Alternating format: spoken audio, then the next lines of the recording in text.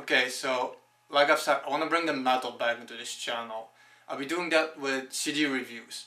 Single CD reviews, not band reviews, so keep that in mind. And for this, I've picked a nice opening, Amorphis, Magic and Mayhem. Now, before I start, please keep in mind, I am not finished, so I apologize beforehand if I say any of the names wrong. The thing about Amorphis is, they have three eras, at least the way I see it.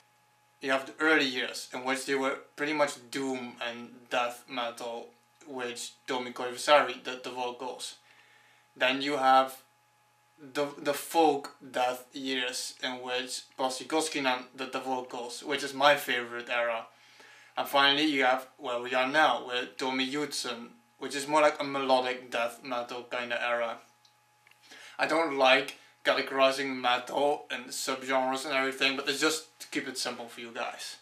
So, Magic and Mayhem has just been released, but it's not like a new studio album. What they did here is they took the songs of the early years and they re-sang them in like the way they sing the songs now with Tommy Joutsen.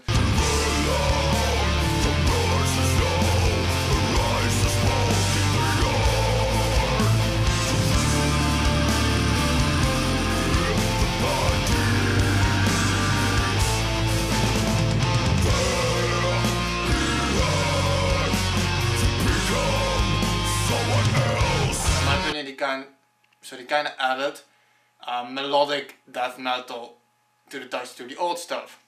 Now, even in the booklet it says here, I'm gonna read this like literally from the booklet. First of all, this is not new Amorphis studio album. If you are not familiar with our old works, you might freak out. If you are a fan of our old material, you might freak out as well. And I don't know, being, like I said, a fan of the folk death years with Pasi Koskinen, even though that's my favorite era, Tales from the Thousand Lakes is my favorite album, which is in the early years.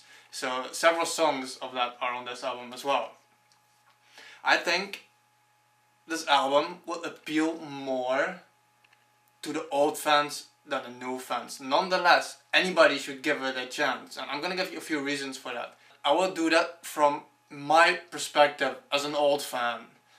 So minus points for me, for example, would be plus points for a new fan.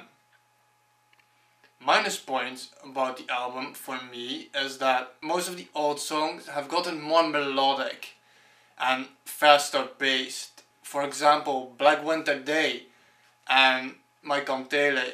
I don't like those versions of these songs, mainly because they've gotten a lot faster than they were used to. Plus points is that they retake songs of the old age, so as an old fan you should be glad they made this album, because I love every single album they do. Even now, Skyforger, I love the album, but I prefer their old stuff, so this is a bonus for us. Another plus point is that you can really hear Tommy Joutsen growl. He does it here and there on the new stuff as well, but they don't growl as much as they used to. So to hear him growl, and his voice is amazing. He can growl like no other can.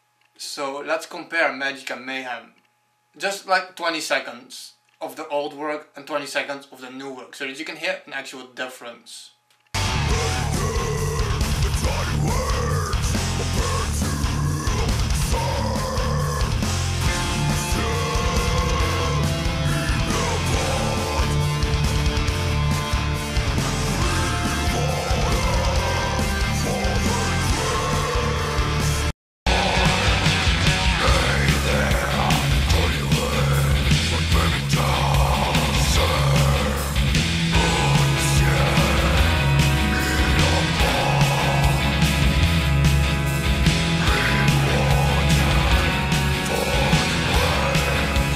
Sum it all up.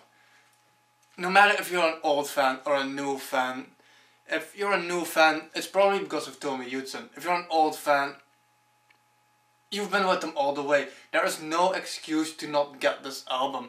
You might be disappointed that it's not a new studio album, but it is. They didn't just cover their old songs. They took their old songs and they adapted them to the new Amorphis of now. Something I really love the song On Rich and Poor. I think it's probably my favorite. It is so because it reminded me so much of the music style on Tuonela. And like I said, Plastikowski is my favorite era. I love his vocals, I love the music for those few CDs they did. It just, this song just brought me back to all that. That's another one of the main reasons for the old fans. It just brings you back to the old stuff. And for the new fans, it shows you where they came from, the path they took.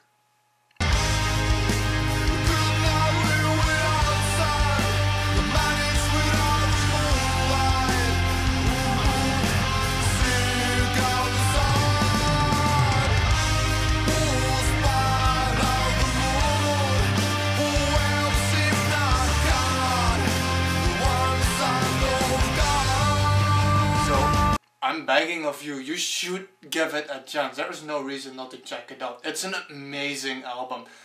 Everybody will find plus points and minus points on this, but it doesn't change the fact it's a good fucking album. Stay real.